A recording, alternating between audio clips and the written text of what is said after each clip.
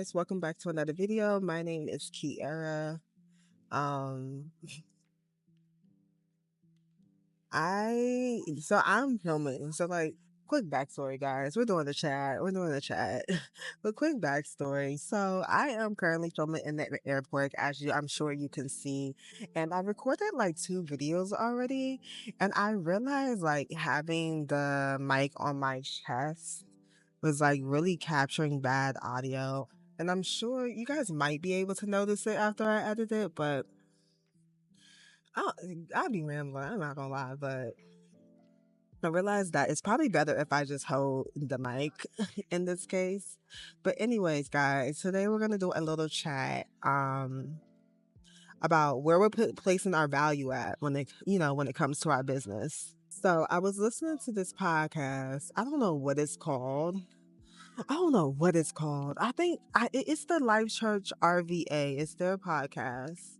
It's like two men, Pastor Vernon, and then another pastor, and then I think her name is Sierra. I don't know the other person's name, but that podcast. If you look up the Life Church, I'm sure you'll see their podcast, future on there. So I was listening to the podcast, and after they talked about their topic, or while they were discussing whatever topic they were talking about, Sierra, I think the young lady, yeah, she was talking about how she got hacked on Instagram, and she didn't know, like she didn't realize she got hacked. And she was just kind of walking us like through the story, through her journey of like getting hacked. And then she was like, she got to a point where she thought, I built up this following.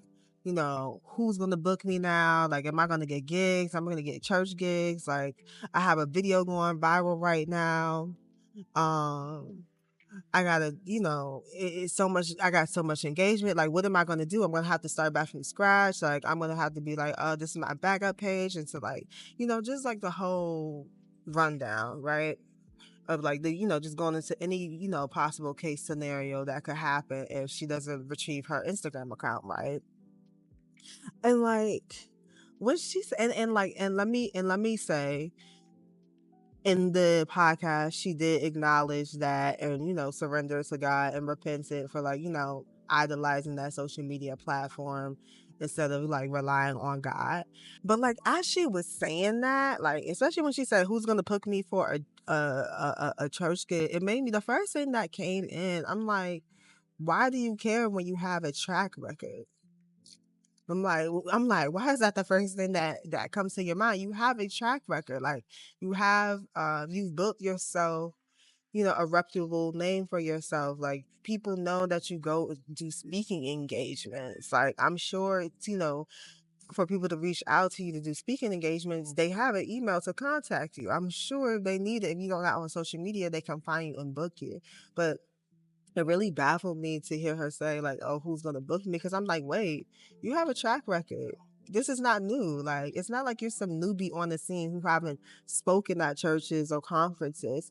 So it really took me aback, and it made me think like, when it comes to social media, I said this before, like you really have to check your heart posture, because you can get to a point, especially when like God blesses you with influence, especially if you have a gift of influence, or God blesses you with influence or exposure on social media, you can get caught up in that real quick.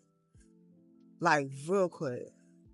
And like this is why I always emphasize. I know I said this in a video before, and I'll link the video. But like, you really have to check your heart posture, and you have to And I feel like you need to do routine heart heart posture checks when it comes to social media, especially if you like have a really big following or you're getting a lot of engagement or success. I feel like it's nothing good. Well, let me say this: we should always be doing the heart check posture. But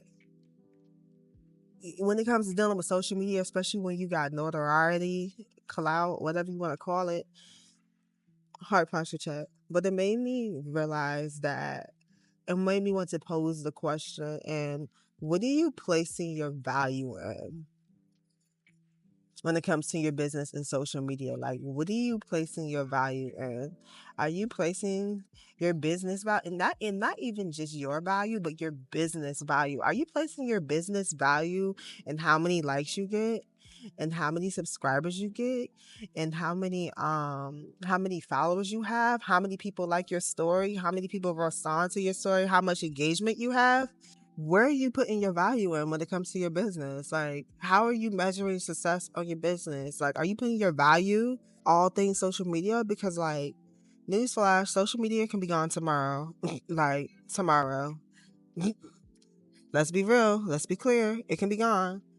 So if that goes away, then does your business not have any value? So when all that goes away, when all the likes, when all the filters, whatever, the TikTok, the lives, all that, when all the social media go away, then what do you have? Then what do you have to measure your business? What do you have? Like, social media shouldn't determine the value of your business or the value of yourself. Really, social media is just really letting you know if you got your messaging and your marketing right, for real, for real. That's really all it's letting you know. It's just reassurance that you're on the right track.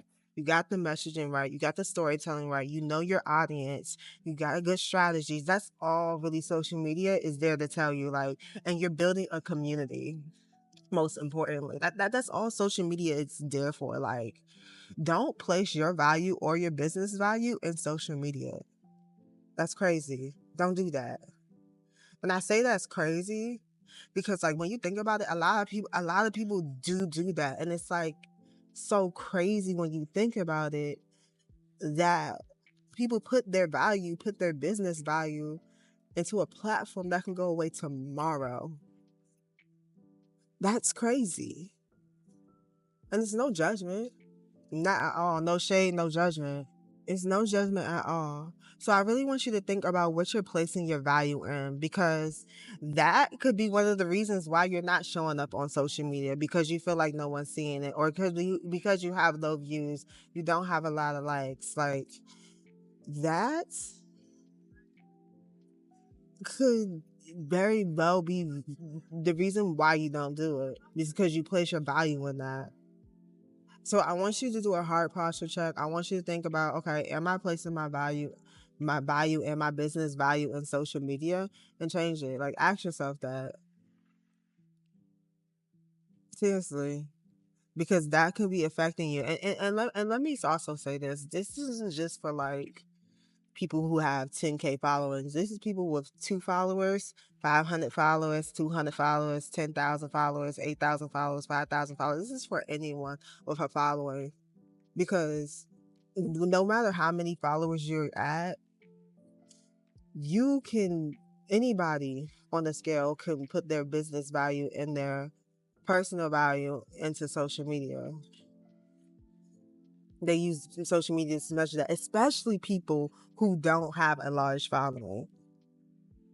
Because you want to get that, you want to attain that. So you put value in, like, oh, I'm not doing this. When really it's just, like I said, so if you know your target audience and if you're doing the marketing right, like, it's just meant to reassure you, help you, reach out to the right people. So that's all I have for you guys. Like, I really want you to think about it. Think about your heart posture when it comes to social media, and think about if you're putting your business value and or your value into social media, and write down what you can do to change that. Shift your perspective. Pray about it. Always pray about it. So that's all I have for you guys. As always, like, comment, and subscribe, and I will talk to you guys later. Bye.